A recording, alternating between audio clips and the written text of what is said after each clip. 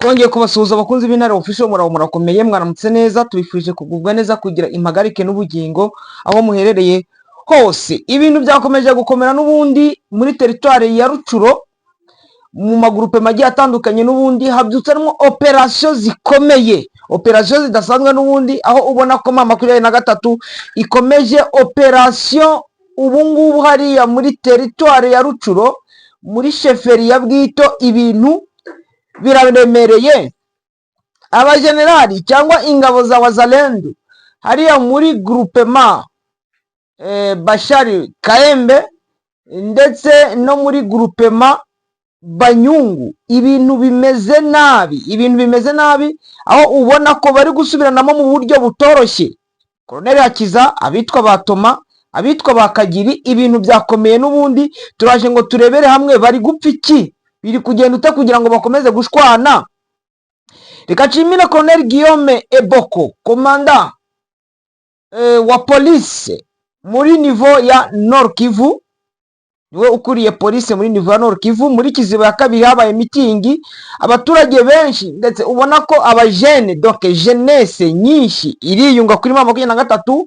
Banavuga turaje ngo turebe umubare ni bangahe babashije kwiyunga muri Bukavu n'ubundi kugeza muri Uvira kugeza amagingo angana n'ubundi. Ikitwa imbunda kiri guturika, ikitwa gutwika amapine n'ibindi bikorwa n'ubundi ubona bibangamye n'ubundi bikomeje kuba hariya. Ubona yuko ari ibintu twavuga rwose bikomakomeye, ibintu twavuga ko bakomeje imyigaragambyo yo kwamagana General de Brigade Olivier Gasita. Turaje ngo tubirebere hamwe uko byitwaye, ariko mbere yo kugira ngo tujye aho tujya, reka tumanze twatangira mu mirwano itoroshye iri kubera muri teritware ya Rucuro. Intare za Sarambwe zimeze nabi, turaje kugira ngo twirebere hamwe n'ubundi. Aha, ni imirwano itoroshye, nuguhereje kuwa kane kugeza buno muri iki gitondo. Ubona ko ari imirwano iremereye, aho imbunda ziremereye za mashini gane zikomeje gutaka, tweruve zikomeje kuririmba. Ubona ko ari ibintu bikomeye. Ni muri Rucuro muri groupement ya Mutanda, ni muri sheferi ya Bwito, naho mama 23 ihanganiye na Nyatura Semuse irayo kwa Dominique Ndaruhutse. Iyi mirwano ikabera muri lokalite yo bita lokalite Mbandaka, lokalite Nyanzare. Turaje ngo turebere hamwe hariya muri Nyanzare, Mbandaka, Kikuku na Kibirizi. Katumande twarebera hamwe hariya muri Nyanzare uko byitwaye. Mu nkengero za Nyanzare imbunda ziremereye ziri kumvikana, byatumye amashuri afunga. Uhereje ntago amashuri yigeze akora muri iki gitondo. No mu nkengero za Nyanzare n'ubundi isasu ridutse, ari isasu riturika mu buryo buremereye. Naho Wazalendo wa muri Semuse baje kugaba ibitero kuri defense za mama 23 zigaidinze iriya centre ya Nyanzare, ariko mama 23 igerageza kubasubiza inyuma, igerageza kubatakinga mu buryo buremereye. Isasu riraturika rwose mu buryo buhagije. Nuko ngo bari baturutse mu mpande zigiye zitandukanye. Hari abari baturutse hakurya ajya uvuye kwa se wa Serufuri, hari abari bari guturuka mu mashyamba, uri guturuka ya za Gihondo kuko bari baturuka muri ayo mashyamba. Hari n'abaturukaga hakurya hameze nk'aho ari kwinjira mu ishyamba rya pariki ya Virunga, ariko ibyo byose Intare za Sarambwe zagerageje kubisubiza inyuma, nubwo umusore umwe w'umusivile yabashije gukomereka cyane hariya muri Nyanzare. Ukuvuga ngo umusivile umwe yakomeretse hariya muri Nyanzare. Imibare y'abaguye muri iriya mirwano ku ruhande rwa Semuse Nyatura, urareba ko ni coalition n'ubundi imwe irimo FDLR, irimo na Semuse.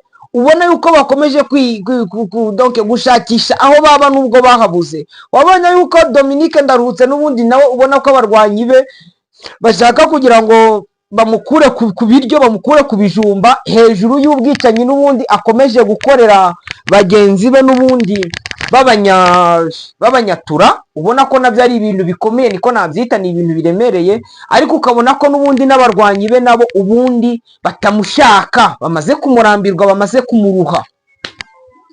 reka twigendere turebe hariya muri Nyanzare rero n'ubundi mu nkengero isasu racyumvikana, ariko ma 23 local defense za hariya Nyanzare ubona yuko zihagazeho mu buryo bwuzuye, ntabwo ari uburyo bucagase. Yes, ukabona ko muri iriya coalition n'ubundi bakomeje gukubitwa. Reka tuza turebere noneho muri Kikuku ngo ibintu bimeze gute. Urukumva ko hano hose ni muri sheferi ya Bwito, muri teritwari ya Rucuro. Reka turebere hamwe kuko ubona ko imirwano muri Rucuro donc Bwito yose navuga ko ari imirwano tik nubwo intare za Sarambwe zimeze nabi. Muri Kikuku abarwanyi basemutse baturutse tena mu misozi, naho bongeye guturuka mu misozi. Bamaze guturuka mu misozi bari abarwanyi bo muri Semuse, bituma abaturage bari bagiye mu mirima bataha. Donc bari mu misozi baraza bajya mu misozi, noneho batangira kurasa bari kwerekeza mu masantre yari ya za Kikuku. Byatumye abaturage bari bagiye mu mirima bataha. Ngo amakuru nuko imirwano yasemutse, imirambo yasemutse ndetse n'inkomere ari nyinshi, nubwo umubare utaramenyekana. Abaturage ba groupement ya Mutanda bakomeje guhunga berekeza mu bice twavuga ngo bari kwerekeza mu bice birimo umutekano birimo 23. Bamwe bakaba ngo bari kwerekeza, bamwe bari kugenda bagakomeza bakazagera za Mweso, abandi bagakomeza bagera za Kicanga n'ahandi bari kuva hariya hejuru yo gutinya iriya mirwano, abandi bakerekeza muri centre bita Nyamirima. Ntabwo ari Nyamirima yo muri za Binza, ahubwo ni Nyamirima ya hariya. Nukuvuga ngo Semuse baturutse mu misozi hariya za Kikuku, baza kugaba ibitero muri kwa kuza kugaba ibitero muri iyo misozi n'ubundi ubona yuko hari kuberamo imirwano. Aho ngaho ni Gikuku.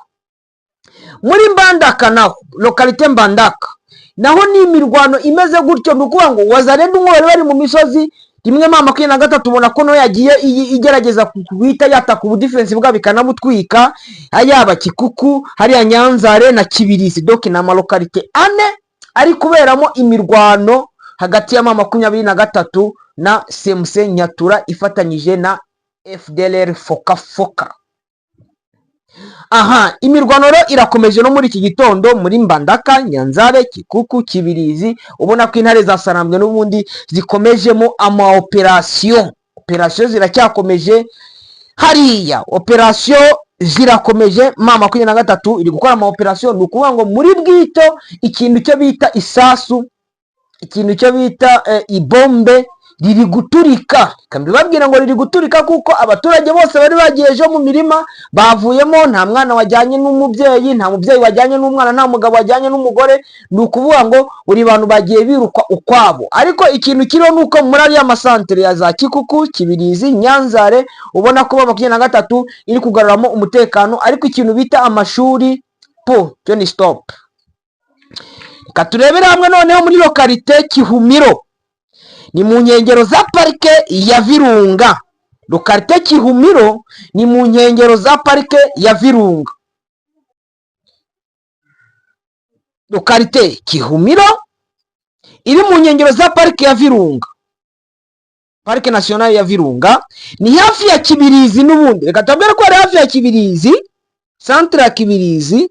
Ni ma 23 yakomejemo operation yo guhiga no gusenya ibirindiro bya FDLR na Wazalendo bari abo muri Semuse n'ubundi. Hamya ko mumbona neza. Ni muri kino gitondo n'ubundi ma 23 ibyukiye muri operation idasanzwe yo muri parike ya Virunga isenya position za FARDC, ibyutsi za FDLR ibyutsi zitwika, ndetse ni bombe riri guturika ku buryo bwuzuye. Bamwe mu baturage batuye hariya muri Kihumiro bemeza ko agace kiwabo karimo FDLR nyinshi. Kababwiza ukuri, hariho FDLR zagiye zifatirwa hariya muri centre ya Kihumiro n'izafatiwe hariya Kibirizi. Ubona yuko bagiye batangwa n'abaturage bavuga bati abangaba ni FDLR. abangaba ni za Nyatura, ukabona ko abaturage batishimiye ubuyobozi bwa za Nyatura. Abaturage rero ku bufatanye bwabo ubona yuko bo batigeze bishimira na rimwe Wazalendo, batishimiye FDL mu myaka arazakibirizi. Reka mabwiza ukuri, FDL ihamaze imyaka igera muri 30 imereye n'aba baturage, ibakoresha imirimo y'agahato, icyo bita sarongo, kujya kubahingira muri parike ya Virunga, kujya kwikorera amakara no kubacira amakara, donc gukora sarongo yo kujya guca amakara y'ubuyobozi bwa FDL. Abaturage bari bamaze kurambirwa, bantu banjye, bamaze kurambirwa rwose. Ubona yuko bavuga bati twararambiwe, twararushye, nta kindi twakora uretse uno mucunguzi n'ubundi wo tumaze kubona. Abaturage ubwo barabyigaragariza, none bakavuga ati iriya defense muri iriya myobo aha nimo FDL ziba, ndetse bakanavuga bati uno muturage arazicumbikira. Umuturage akavuga ati kwanza muri iriya nzu harimo umu FDL, nari za Kabirizi hariya muri Gihumiro. Ubona yuko abaturage bamaze kurambirwa ubutegetsi bwa FDL n'ubutegetsi bwa Wazalendo. Reka turebe yino ambuscade cyangwa ambush yatezwe n'intare za Sarambwe. Ambushi yatezwe n'intare za Sarambwe, yari ambushi imeze ute? Naho ni muri Bwito. Ubona ko muri Bwito, s'il vous plaît, muri Bwito ibintu byakomeye, muri Bwito ibintu bimeze nabi, muri Bwito M23 iri gukora ibintu, muri Bwito M23 yasizoye iravuga ati aba baginga igihe bamaze batugirira nabi ntago turakomeza kubyihanganira, ahubwo katurabereka. Ambuscade, abasirikari ba M23 bateze abarwanyi ba Semuse hariya muri Rucuro, ni muri groupement ya Kihondo, muri sheferi ya Bwito. Babategeye aho bita mu Birubiru na Kiyeye. Ubwo aba babonaga ko Abanyatura bashakaga kwerekeza Mweso, Jiteme ndetse na Gatsiro. Donc hariho mu Birubiru na Kiyeye, na ahantu harimo ibintu by'intoki. Ubona ko Wazalendo bazaga bagatobora inzira bakambuka uriya muhanda uvuye hejuru za Gihombe cyangwa uvuye aho bita za Kinyatsi, bakaza none bakajya guhungabanya umutekano. Anaribo mwumvaga bari kugera za Ibuga, bakaza bakinjira hari ahantu bita za Pilote, ndetse n'abandi bagakomeza bari kwerekera muri kiriya gice cya za Musheberi n'ahandi. Donc abonaga ko ariyo nzira bacagamo bari gukora amatrafike yabo. Amakuru araza gutangwa yuko hari abagiye gutraversa muri iyo nzira kugira ngo baze kwambura abaturage bari guturuka Gatsiru, Mweso, donc entre Mweso, Jitene, Gatsiru, banazamuka bari kwerekera hejuru. Noneho ariko inzira bagombaga guca muri mu Birubiru, abandi bagaca za Kiyeye muri izo ntoki. Sinyari maze gutangwa M23 iravuga ati reka tubereke uko tuhazi, tubereke uko natwe dufite force zifatika kandi zigomba kubaneutraliza hariya. Icyo babakoreye ngiki, baje M23 iragenda irarampa, iragenda iraryama, imaze kuryama baraza babagwamo. Bamaze kubagwamo rero icyo babakoreye, reka nyibabwire bantu banjye, icyo babakoreye babarashe. Bamaze kubarasa, bamwe barakomereka abandi barapfa. Gusa reka mabwiza ukuri yuko na Semuse nayo yababaye donc yabaye gitwari, niba ariko nabivuga, kuko ntabwo yigeze asiga umurambo. Bakomeje bararasana, barwanira kugira ngo iriya Semuse Nyatura zari zivanzemo na FDL kugira ngo babashe gukuramo imirambo yabo ndetse n'ingomere bazievakiwe bazikure hariya. Ibyo bintu babikoze, barabaevakiwa babakura hariya barabajyana.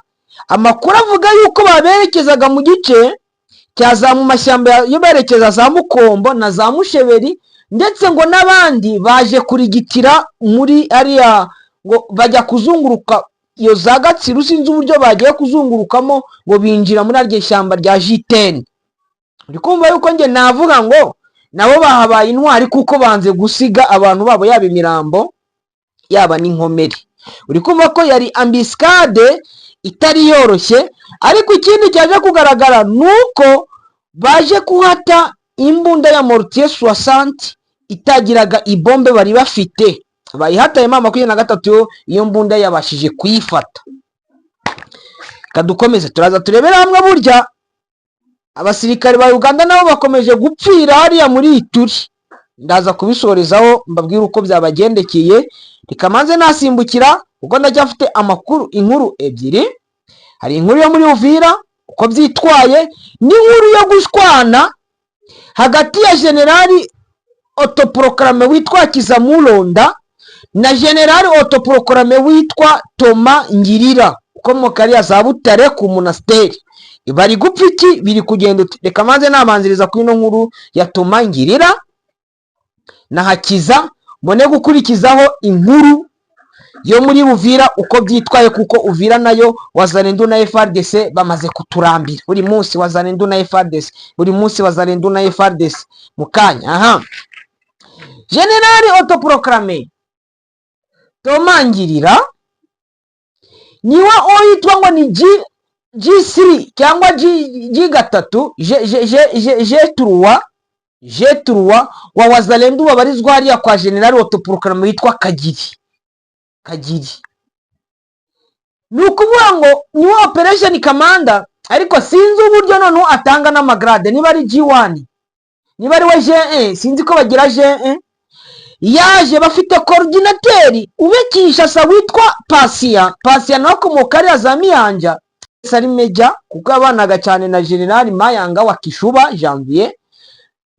Ajya ava mu gisirikare ajya kuba komisioneri, aradezatinga ajya kuba komisioneri, atangira gucuruza amazu hariya muri Goma, ajya gucururiza amazu za Rubumba shibera umukomisioneri. Niwe waje kuba coordinateur cordo wa Wazalendo bari muri kiriya gice kuko ni hakomoka. Yaje gukorodona na Toma Ngirira ngo wise ngo ni generali, noneho baragenda bafata babandi bose abakoroneri abagenerali bandi arabadegrada, yohereza ikiriste acyohereza nde uwo mugabo witwa Pasia w'uruhara ufite sucuruza imiti y'amageni.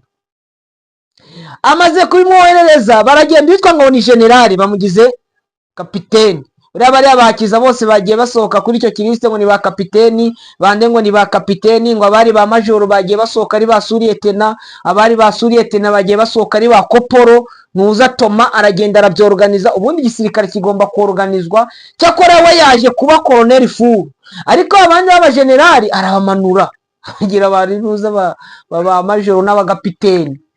Ibyo ntabwo biri kubumvikanisha bo ubwabo. Baravuga bati kuva tutari kumvikana ati iranya na yembwa ubundi ko ari operation commander igiye mu bijyanye no gupanga iby'amagrade gute, ariko iby'amagrade nabipangwa none se je nanjye ko bivuze nabi. G1 komanza ashinzwe ku bijyanye n'ibyo ushinzwe iby'imishahara, ariko njye nandi umusirikare nabyo nzi. Je manza ashinzwe kohereza amaliste ku bijyanye n'imishahara n'ibiki. Baramubwira bati kuki wowe ugenda ukajya kuvyishyiramo kushinzwe operation ushinzwe iki? Hakiza ati wambwa ndakurasa, ngiye mfite ngo basirikare 500, ati mfite machine gun manza ari 3 niko numvaga yihara, ati ndakurasa. Tumangira ati nanjye mfite twaruvo ninjyawe ubishinzwe, ati ndagutobora ndakumena agahanga ndakumena sha. Ubu ngubu rero badutse nabo bashwana, kubyuka bashwana bivugitse ko ngo ubuyobozi bwabo bushobora kuba bugiye gutangira operation zo kubumvikanisha. Ntabwo mbizi, ariko ukabona yuko Kagiri niyumvikana na Hakiza none ntari kumvikana n'uwo Toma, ubona yuko bishobora kubyara ikindi kintu kitari kiza. Iki byabo tubireke nibamarane ngiyo bari kumarana ngo yabiri kugabanyiriza ngo donc ngo iriya dodani baba bari kuyisubura igihagarika rimwe nari ijya itangira umuvuduko wa 23, kuko Wazalendo ni dodani. Wazalendo ntacyo bakora kugira ngo bahagarike 23. Reka twigire muri Uvira. Wazalendo muri Uvira babyukiye mu yindi myigaragambyo yo kwamagana General Gasita Olivier wanze kuva muri Uvira avuga ko ari itegeko ryaturutse kuri chef commandant supreme de l'armée ariwe Gisegeti Kirombo, akavuga ati simvamo ahubwo uritambika ndamumena gatwe.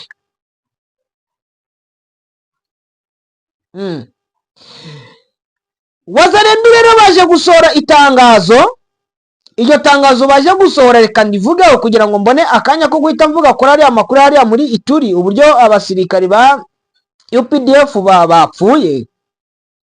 Basohoye itangazo rigira riti tumenyesheje abaturage batuye Uvira kwejo, ni itangazo ryasohotse nimugoroba, kwejo kuwa gatanu tuzakomeza imyigaragambyo yo twatangije muri iyi minsi yo kwamagana no kwirukana uyu munyarwanda wa M23 wa Gasita muri Uvira.